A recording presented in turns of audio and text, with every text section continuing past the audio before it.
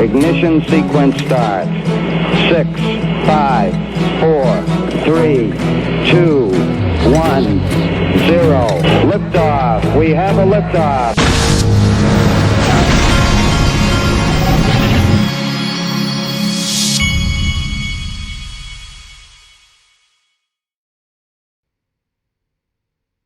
Hey everybody, this is the Digital Asset Investor. I'm on my second cup of coffee. I got a little bit of a late start this morning, but I wanted to, before I get going, I wanted to tell you something funny that happened last night. Last night was my 7-year-old's last regular season game. The kid finished the season 23 for 25 at the plate. So the kid had a pretty good season, not surprisingly, as hard as he works. But what I want to tell you is what he said when he sat down in the car with me last night. His team won 17-4 in the game, and he did not say the actual cuss word, but you got to hear what he said to me. And this is so out of nowhere. He sits down in the car, and it's just me and him, and he says, he says, "Dad, don't tell anybody, but we just kicked the A word out of them." I was like, oh, great. So now I don't know what he's hearing at school or whatever, but now these kids find out about all the bad words. One way or another, they're going to find out. So he said, "Dad, I don't know." He said, "Don't tell anybody, but we just kicked the A word out of them." And he's right. They did kick the A word out of them. But anyway, I tell you, the things these kids say. Okay. I haven't seen XRP raconteur lately at Crypto Cubanito, but he sent me this, and I haven't seen this in this format. Now, this is a fairly new article, but this article lists in a very neat order the Ripple partners, list of Ripple partners, RippleNet members, banks, and they go through every single one of them that Ripple is partnered with. It is a major laundry list of partners, and these I don't even think this is all of them. Then it's got remittance money transfer firms, and then foreign exchange companies, and then it's got cryptocurrency exchanges, payments providers, software technology, miscellaneous. Now you can find this list. This website is publish0x.com is where this is. Now I need to give proper credit here because a lot of this information came from Ripple, not Ripple, but rppl.info. We haven't shown this website in a while. Now, I don't know. Let's see. I want to make sure that they have been updating this website. It says updated 14 minutes ago, but I am not sure. We'll have to check on that. But if you've never been to this website, go check it out. It's got it's about as thorough gets. I just don't know if they've been updating it recently. Maybe they can let us know. I'm not sure who in the community runs this website. So let me know if you do so I can give you proper credit. But if you want to see it, it's rppl.info. All right. And next, Jonathan D at XRP_YD7 showed me this tweet. This is from Michelle Bond, who is Global Head of Government Relations for Ripple. Thanks, KM Smith, Kristen Smith. Ripple is proud to co-sponsor. And what this is Ripple and eToro. This is the Blockchain Association Women of Color in Blockchain Congressional Briefing, and Ripple is sponsoring that. So I just wanted to show you this so you could see that Ripple is actively involved in DC. Okay. XRP Crypto will R3 partnered with Institutional Digital Securities Exchange, ARCX, to manage post-trade activities on a distributed ledger. R3's quarter will also build ARCX's infrastructure to reduce friction costs and improve efficiency in the post-trade process.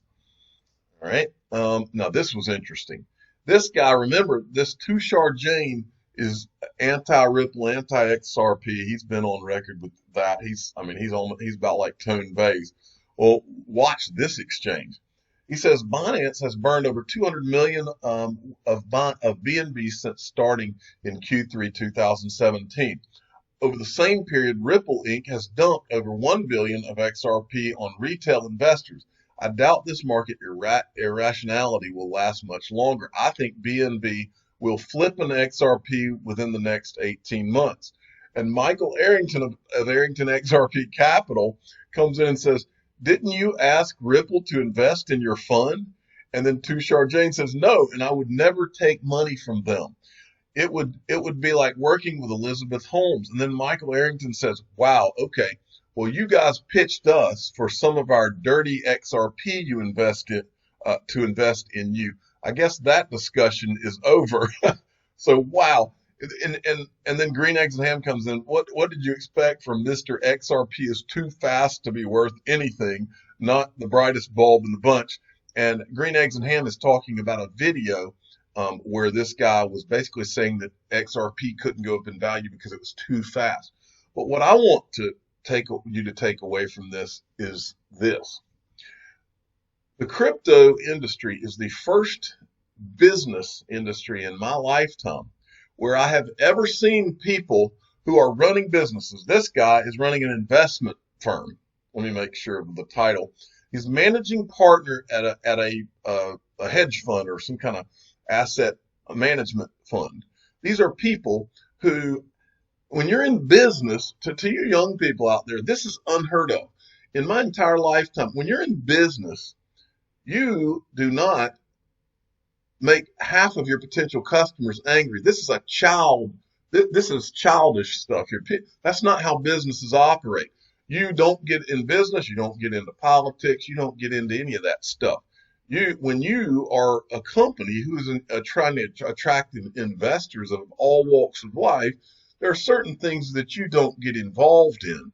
This guy, who is obviously too young to understand this basic concept, you don't in any way say anything that is going to piss off half of your potential investors. So crypto is the only industry in my lifetime that I've ever seen where these guys are letting philosophy and their ideology enter into the space. And that is these Bitcoin maximalists. It's the most bizarre thing I have ever seen. And I've called several of them out many times. It's the thing that I'm left scratching my head all the time. I watch these guys who are otherwise very smart people, and they're letting ideology and the church of Bitcoin override their business mission, which is to attract all kinds of investors and people to invest with them or to sit down and have meetings with them. This is the craziest thing I've ever seen. I've never seen it in my lifetime. But I'll tell you what, I guess you live long enough, you see a lot of things. Mr. B, XRP at XRP, Mr. Sent me this. Coin market cap. You've worked hard for your crypto. Now it's time to let it work for you. See where you can start saving, earning, borrowing, and margin trading crypto assets today. Now, here's another company that is, in my opinion, has put ideology before business. Here they are. They're now trying to go from being just where they list coin prices to now offering products to the public. Well, I'll ask the same question I've asked for over a year of them. But why are you only accepting donations in proof of work digital assets at the bottom of your website? Because that screams ideology to me. Why did you, they've never really answered this question. Why are you not, you're still not reflecting Korean and Japanese pricing on your website, which would greatly help XRP. There are many questions revolving around XRP. Well, now they're jumping into business. So now all of a sudden they want all of us as customers too, I assume, for this. So they ought to start answering some XRP community members' questions if they want us to possibly be some customers for them and earning, borrowing, and margin trading crypto assets today. Wouldn't you think? I think that's a pretty reasonable thing to ask of them. Okay, Stephen Bull from the DIAP at DIAP SANH. In the interview with The Information, Brad Garlinghouse said that Ripple is striking more than 30 deals a week with financial institutions. Now this I had not heard, but this is apparently from an interview here. Ripple, which offers technology that facilitates real-time settlements between banks, is striking more than 30 deals a week with financial institutions, according to Garlinghouse. The last time I heard their deals per week, it was like 3. Talk about progress. I mean, these guys are knocking it out of the park. Coining 203 sent me this. This is European Central Bank. European leaders have formally appointed Christine Lagarde as the next president of the ECB. Ms. Lagarde will take office on November the 1st. Now look at this timeline, folks. XRP Honey Bear at C_Mike13 sent me, well, that's not the timeline. I think the timeline was right here.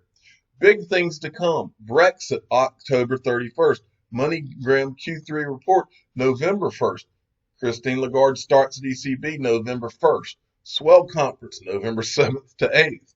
And then this was also sent to me.